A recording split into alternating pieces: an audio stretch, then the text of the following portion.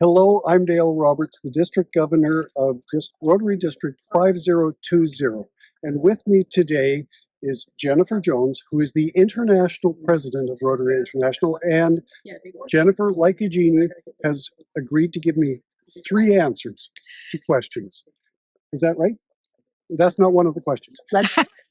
So my first question, Jen, you are extraordinary at telling the Rotary story. Most people don't have that talent. What advice would you give them in order to get out there and tell an effective Rotary story? Well, one of the things that I think is most important is to be conscious in the moment of what's going on around you. And so sometimes Rotary moments can be really simple. It can be a conversation that you have with someone. It can be, something that you've read. Being able to frame it within a story, being able to tell it back to others, that's what actually great speeches are all about, are great stories. And part of the reason why they're effective is because you own them. You know them. You don't have to look at notes. You can just get up and be able to speak because it's something that you already know. And trying to figure out how to do it is the most important thing. So thinking about impact of what a story can do when they're emotive, when they share something that moves people, that's what makes a good story. So thinking about the content and then how to deliver it.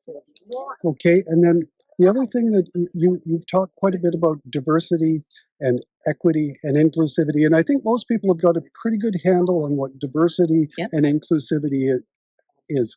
But equity seems like a more slippery topic. And most of the explanations that people have involve kids standing on boxes looking over fences, but it's really difficult for people to understand how that applies to a Rotary club.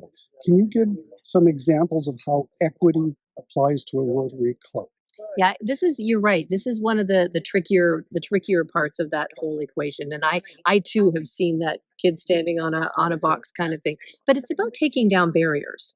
And so to make our clubs equitable, it means how do we remove things that don't create an inclusive experience? How do we make them equal in many ways? And if you think about it from the perspective of understanding what diversity means, it's not just about age, it's not just about gender. Think about ability, or in many cases, disability. How do we break that down so that someone perhaps with hearing loss can have a more inclusive experience in our organization? Someone who maybe has some impediment to mobility.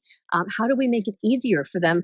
Do we pick a restaurant that has stairs only to get in, or do we find some place where they can get in a lot easier? These are things that we just need to be conscious about thinking about. And if we think about them, if we weave it in, then we're going to be better. Okay, and then the last thing is you are the first female to hold the position of Rotary International President in 117 years. And one of the difficulties from my perspective that I see is that women are often reluctant to put their names forward for leadership positions in Rotary. What advice would you give a young, old, middle-aged woman in a Rotary club to help them perhaps move forward in leadership?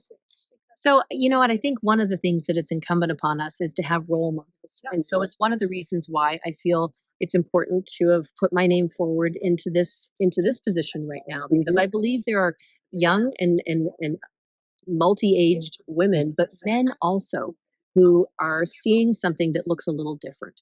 And I think that's good. Our strength is our diversity, and that diverse perspective, bringing all different perspectives to the conversation, is why we have the strength that we do as an organization. And so I think that we, as myself as a female leader, I hope it starts that dialogue down a more robust path. And I think if we can do that, then I think others are going to say, I see myself reflected in that. And if she can do it, maybe I can too. And so hopefully that's going to open up a new chapter for our organization. Jennifer, thank you very much for giving the answers. And we're in Victoria, British Columbia, District 5020. Thank you.